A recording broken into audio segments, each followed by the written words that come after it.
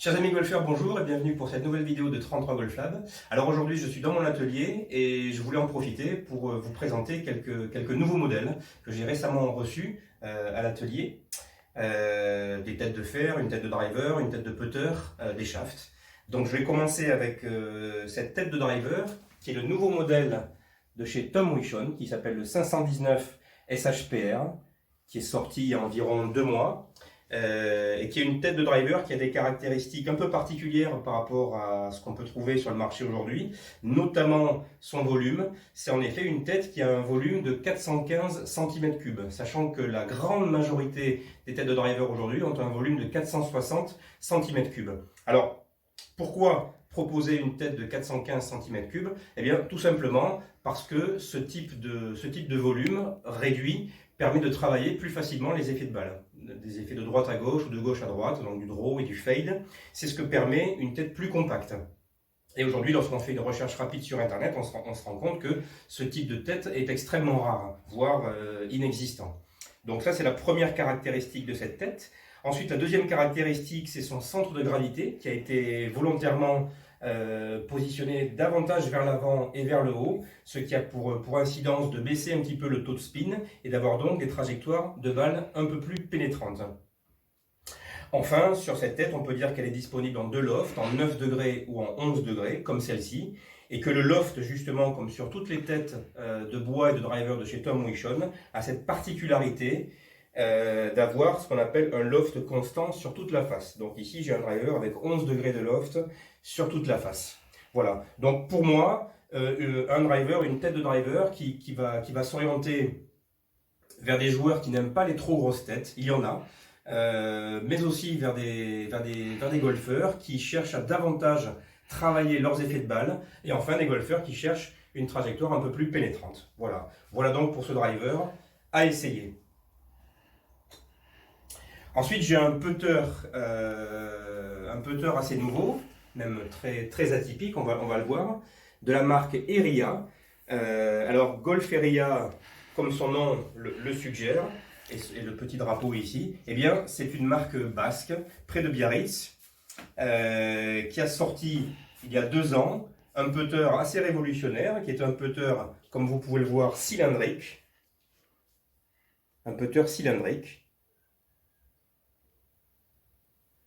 qui est donc tout à fait atypique sur le marché aujourd'hui. Et cette forme de putter cylindrique, au-delà de sa, on va dire, de sa grande simplicité, eh bien, est censé, selon ses designers, selon son fondateur, apporter ce qu'on appelle un taux de roule vraiment optimal. Un taux de roule qu'on peut mesurer sur Trackman.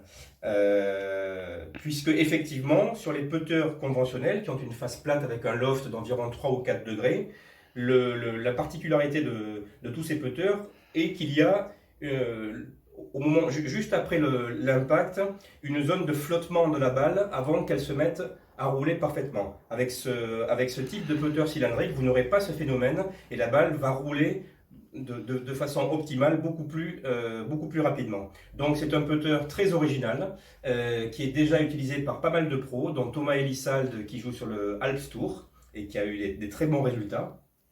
Alors ici j'ai entre les mains un modèle dit Center Shaft avec le shaft au centre de la tête, mais il est aussi disponible avec ce qu'on appelle un shaft au talon. Donc ça c'est à voir en fitting.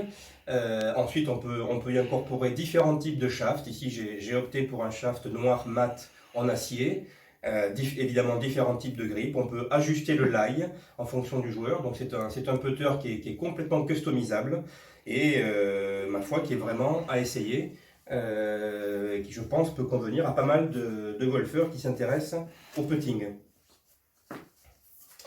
Ensuite, je voulais vous présenter 2 shafts qui sont sortis assez récemment par la marque KBS, la marque au label rouge de Kim Brally. Alors, il s'agit du KBS Max et du KBS TGI. Voilà. Donc, ce sont 2 shafts en graphite qui sont sortis l'an dernier. À un intervalle assez rapproché. Alors, ce sont des shafts qui sont disponibles dans plusieurs grammages. Par exemple, le max, ici j'ai un max 55, mais on peut le fitter en 45 grammes, 55, 65, 75 ou 85 grammes. Et ici, j'ai le TGI pour Tour Graphite Iron. Ici, je l'ai en 60 grammes, mais il existe en 50, 60, 70, 80, 90 et 100 grammes. Alors, la question que je me suis posée effectivement lorsque j'ai étudié ces shafts, c'est effectivement de savoir la différence de profil, ce qu'on appelle le profil d'un shaft, les différences de distribution de la rigidité d'un shaft, savoir comment ils vont opérer en termes de trajectoire et de spin. Et d'une façon assez simple, on va venir ici le mesurer avec un fréquenceur. On va les mesurer avec un fréquenceur pour mesurer de façon assez basique leur fréquence exprimée en cycles par minute. Donc ici, je vais démarrer avec le KBS Max 55.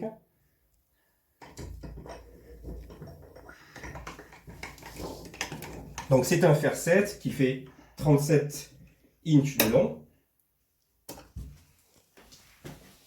Voilà, je vais faire osciller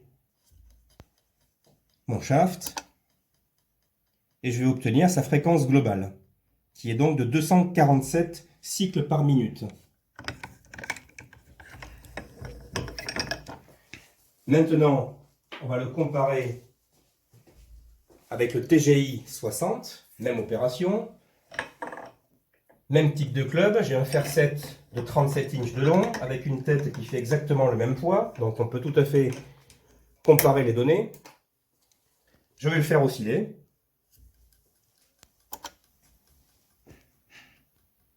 Et ici, on a un shaft qui a une fréquence de 277. Donc on passe de 247 à 277.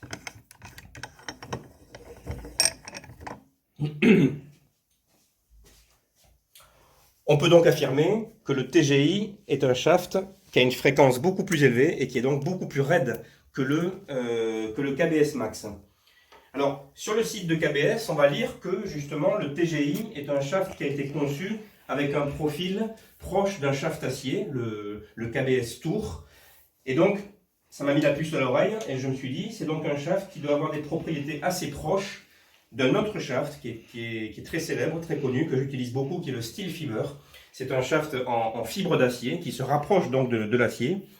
Alors ici, j'ai le Steel Fiber 70 régular.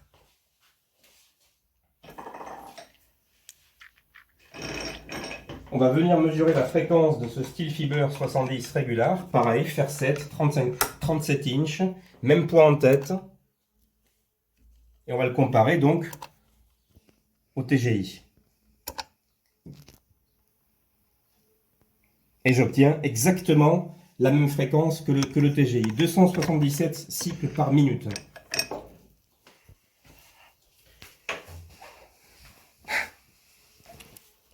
Alors, cette opération, donc assez sommaire, hein, pour en établir un rapprochement entre ces deux shafts, le Steel Fiber et le TGI, puisqu'effectivement, ce qui surprend lorsqu'on a les deux shafts KBS entre les mains, c'est qu'ils n'ont pas d'étiquette de flex. Autrement dit, lorsqu'on commande par exemple un TGI 60, il n'est pas indiqué si c'est un senior, un régular, un stiff ou un extra stiff. Donc la mesure de la fréquence me permet de définir une certaine zone de rigidité. Et donc ici, on voit que ce TGI 60 a une rigidité similaire à un shaft régular de chez Steel Fiber. Voilà pour ces deux shafts. Ensuite, je voulais vous parler de têtes que j'ai rentrées récemment. Alors je vais commencer par vous parler de Geotech. Alors Geotech, c'est une marque japonaise qui fait de très beaux fers forgés, mais aussi du moulé. Alors ici, par exemple, j'ai le modèle I215, voilà, qui a été forgé au Japon.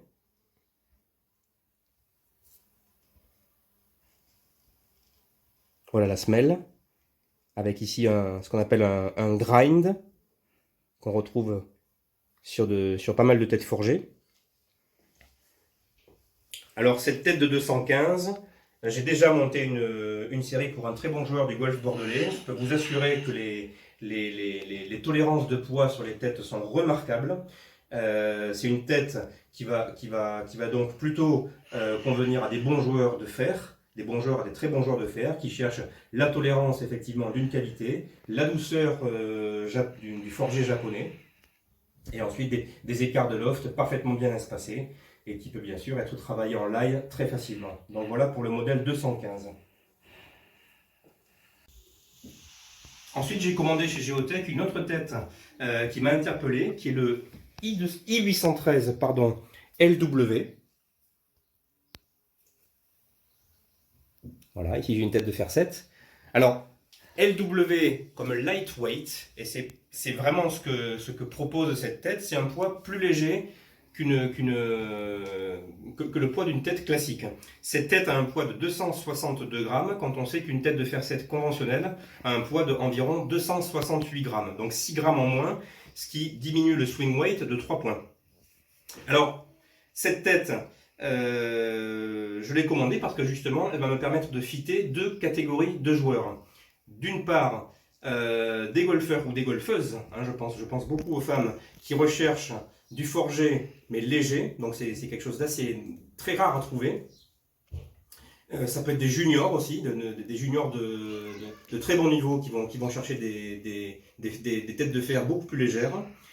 Et ensuite, ça peut aussi être très intéressant pour des très grands gabarits, des golfeurs qui vont avoir des clubs rallongés, et on sait que lorsqu'on rallonge un club, eh bien, le swing weight va augmenter considérablement. Donc le fait d'utiliser des têtes plus légères sur une série rallongée va permettre de baisser le swing weight et donc d'avoir à l'arrivée une série de clubs parfaitement équilibrée mais rallongée.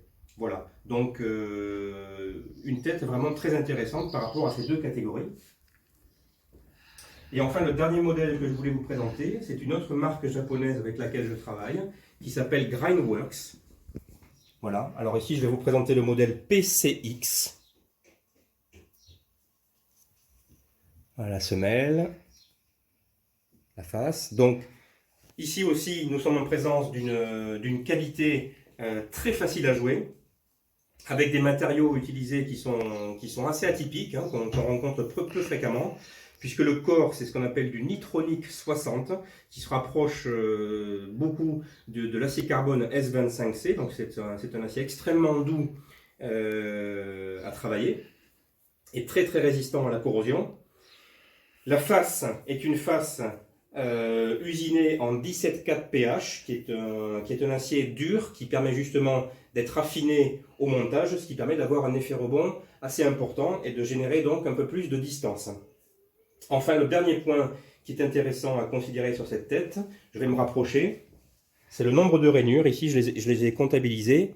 Vous avez sur cette tête 20 rainures, alors que sur un fer 7 classique, en principe, vous allez avoir entre 13 et 15 rainures. Voilà. Alors, cette histoire de rainures, on peut en parler 2 secondes.